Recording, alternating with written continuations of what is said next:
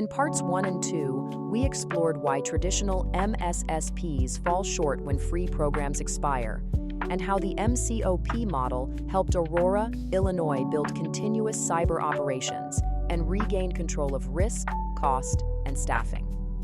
In this final segment, we zoom out from a single city to the Regional Security Operations Center, or RSOC, a shared cybersecurity utility where municipalities pool resources, share intelligence, and strengthen each other's defenses in real time. From there, we'll close with the cybersecurity lifecycle and a 90-day action plan leaders can use to sustain resilience long after the grants and awareness campaigns end. Let's get back into the conversation. It's actually amazing because once that foundation is in place, it doesn't stop at one city's borders. What we're really talking about is an evolution from a single deployment to a regional security operations center, or RSOC, a shared service model where multiple municipalities can collaborate, share costs, strengthen each other's defenses in real time. Now, Cyrus, expanding on that for us, how does the MCOP framework, and specifically the successful launch of Data Defender's regional SOC utility, make that kind of shared intelligence and threat response possible across communities? Yeah, that's an important distinction there, that shared services model, which makes adopting a comprehensive solution much more easier and palatable for those smaller municipalities. One of the unspoken benefits of a shared services model is also the shared intelligence that comes along with that.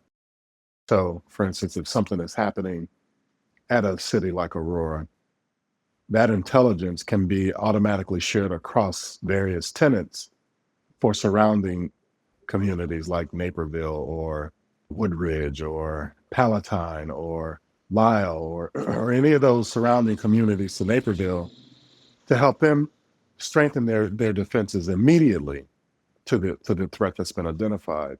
And in that MCOP model, it allows for that seamless transfer of information immediately. Again, unlike a MSSP that is siloed, because the point solution is only allocated to that particular customer. And so you only have that information that can be used for that customer.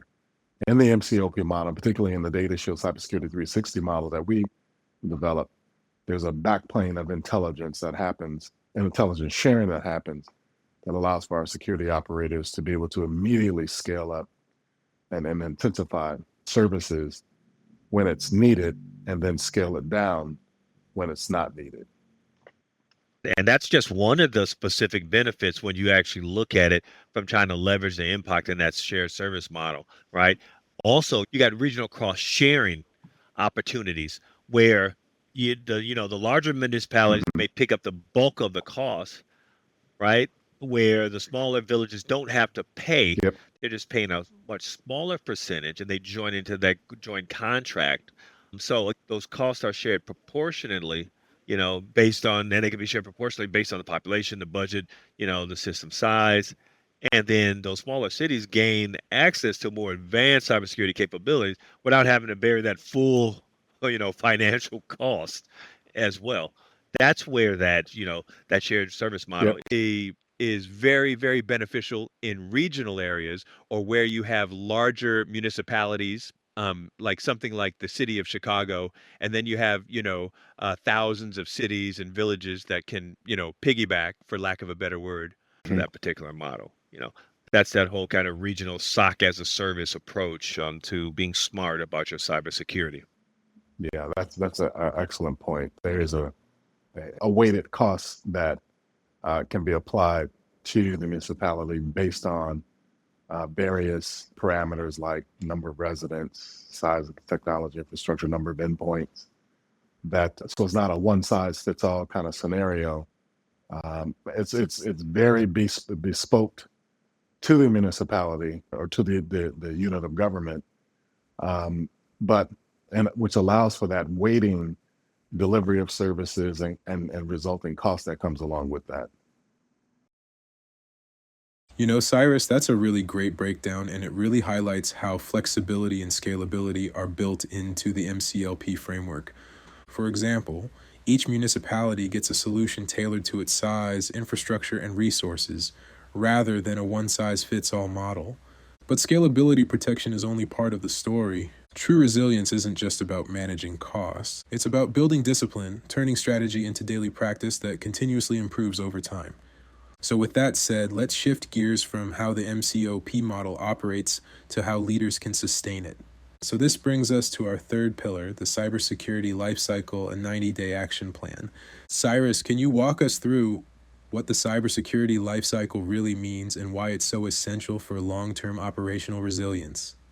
So so the cybersecurity lifecycle is a methodology that identifies the important aspects of a cybersecurity operation and the important considerations made about the daily operations. So the life cycle itself basically means that, you go through this process, you come back to the starting point, and you start all over again. The whole point of that is evolution. Hopefully, as you've gone through that process once, you've learned a lot, you can then add that information back into the stream of operation, which should translate into an evolution of the operation. So it's getting better. And that operates in either a generalistic perspective or in a very in time, real time perspective. So, for instance, with threat hunting, as you are learning more about new threats or persistent threats, you are adding that information back into your operation to create a stronger defense, a stronger response to that threat. But the life cycle itself, we've identified that there are three major components of any cybersecurity operation.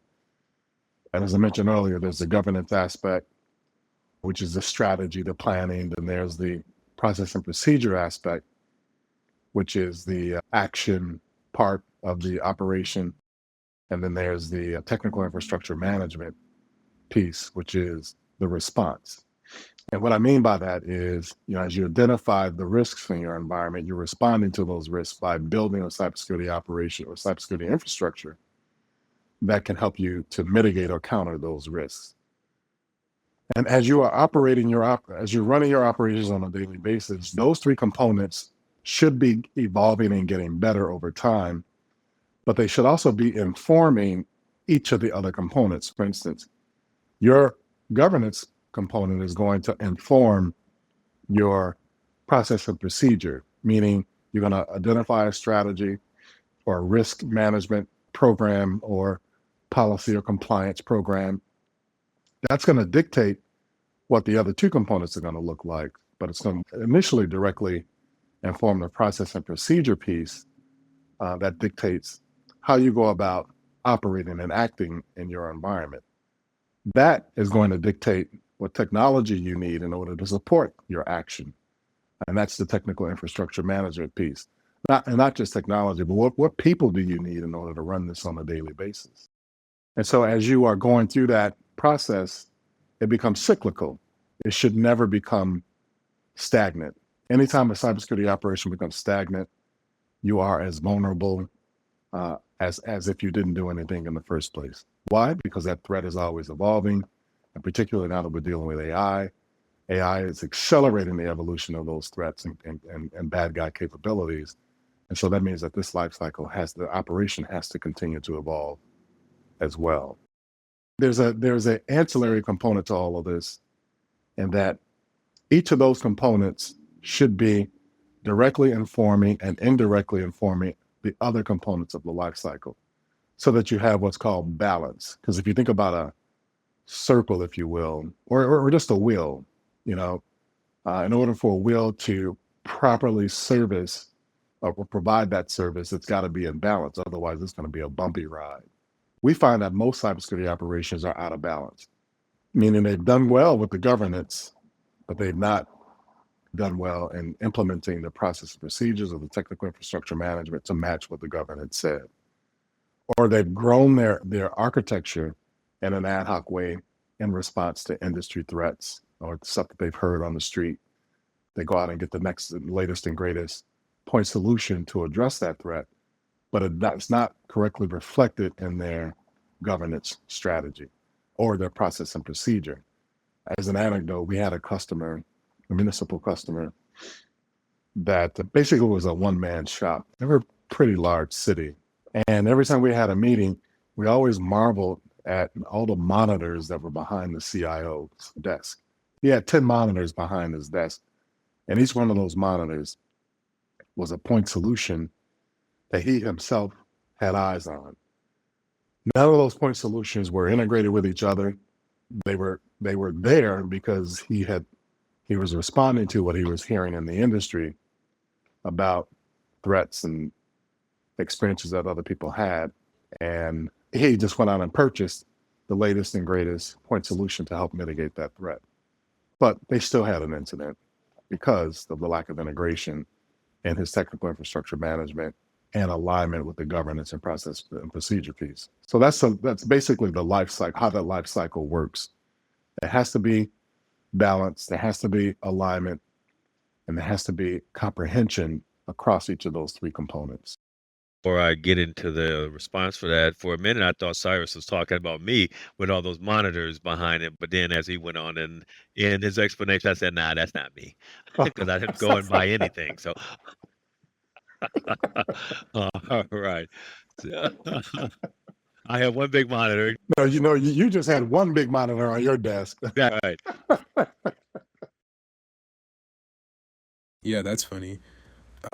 Mike, from your experience at Aurora, how do tabletop exercises and incident response planning fit into that life cycle? And more specifically, how did you use those tools to keep your teams in your city's critical operations ready for the unexpected? Okay, so the incident response and also the tabletop exercise is really readiness, right? You're staying consistent and you're staying updated and trained, and not just you, your entire team, and also those, your stakeholders in terms of if there is a outage, how do we respond to that? Actually, how do we identify, how do we detect, how do we, protect ourselves and we respond to that? As part of the overall lifecycle management, when we had, that MCOP model, that directly integrated into what we called our continuity of operations plan. We called it our COOP, continuity of operations, right? The incident response plan was an artifact within the city's continuity of operations plan. Now, keep in mind, the COOP plan is basically a plan that they use or is designed to say, how do we respond when critical services are out? Whether it's 911 dispatch, whether it's the water treatment, whether it's the financial system is down, right? And how do we basically remain operational during that disruption and how we recover those services, right? So that incident response plan of that particular artifact is how we respond in terms of, the staff within, the IT department, but the actual management pieces. I think it's all kind of integrated together because, the city depend on those services to function, to provide to our citizens. But, the MCOP is there to make sure that that incident response is actually integrated. So that COOP plan actually requires clear procedures for responding to those emergencies. And that's where the MCOP brings that structured incident response playbook that, that's aligned to the NIST standards and probably the FEMA from Department of Homeland Security guidance as well to ensure that the incident is handled with the same rigor as any other natural disaster or physical emergency that might happen. So again, as you talked about before, that resiliency piece is actually built in to make sure that those controls are there so we know how to fail over, cut back, and recover in those times of need. So when there's that disaster and a cyber threat in the city of Aurora, we actually had it updated within our city ordinance. It is a considered, an incident that requires the utmost importance, just like a flood, just like a tornado. So the whole ideal is to make sure that resiliency is there, that redundancy is there, and we continue to improve those services, right? And again, it all goes back to the public trust piece that we're actually proactively safeguarding our citizen data and services. And basically, we're strengthening that trust during a crisis. Right, Mike? That's a very important reminder because in the end, cybersecurity isn't just about systems, it's about trust. And public confidence depends on how well we prepare, respond, and recover, especially when the stakes are high. So, for leaders who want to start putting their readiness into action, we've created a companion resource, the IRP Tabletop Checklist and Executive Oversight Dashboard. It's available in the show notes below. It walks you through a 90-day action plan on how to run your first dependency sprint, track tabletop exercises, and clearly report outcomes to leadership and council members. So before we wrap up with our final segment, Cyrus, Mike, any closing thoughts you'd like to add? Yeah. So, the thing that is most important about the MCOP model is the initial consideration of trust. Again, I talked about the idea of control, but the consideration of trust allows for the municipality or customer to be able to relinquish that control in a controlled way. To use that word for double meaning, and trust that the vendor is going to do what the vendor is going to do, which is to manage and deliver operations while the customer controls the governance and strategy aspect of it with input from the vendor, from the MCOP vendor. And so what that does is it rightly places both the customer and the vendor in the right places in the cybersecurity operation, which allows it to move forward in a very fluid and cohesive and expedited way. Without that trust, you're going to naturally have conflict. And when you have conflict, things don't work. I remember I had a customer back in the day. They had rolled out a $10 million network upgrade using this vendor called Bay Networks. And the network wasn't performing. Like it was a New England based provider. They had zero trust from the vendor because the network kept shutting down across the New England area from Maine all the way down to New York. They were ready to throw out the vendor and spend another $10 million to bring in Cisco. But it wasn't until I came in and identified that there was an issue of trust between the two, the customer and the vendor, and we began to work on reestablishing that trust, that we were able to actually find out what the problem was, why the network was shutting down the way that it was. And we were able to fix the problem and save the account for both the vendor and the customer. So that's an example of how trust can bring right alignment in the relationship to allow for people to do what they're meant to do in the structure of the relationship. Yep. Yep. And I would just like to add why the tabletop exercise, helps the continuity of operations by ensuring, that those cyber disruptions are treated with the same rigor as any particular natural disaster. But I think more importantly, why does it matter for municipalities, with regards to the tabletop exercise? I think embedding that tabletop exercise into that MCOP lifecycle makes the cybersecurity more of a living, breathing, operational aspect and not just a let me check the box type of compliance, right? So I think that tabletop exercise becomes kind of like that validation engine of that life cycle. So it's almost like a pressure test for each phase. It tries to identify those different blind spots and drives that continuous service improvement, making that whole process very sustainable, and operational viable for municipality as it actually moves forward. And again, that's what we did in the city of Aurora, right? I mean, everything we're talking about is practical and it's real, right? What we've heard today makes one thing clear. Resilience doesn't come from tools or technology alone. It comes from trust, alignment, and operational maturity.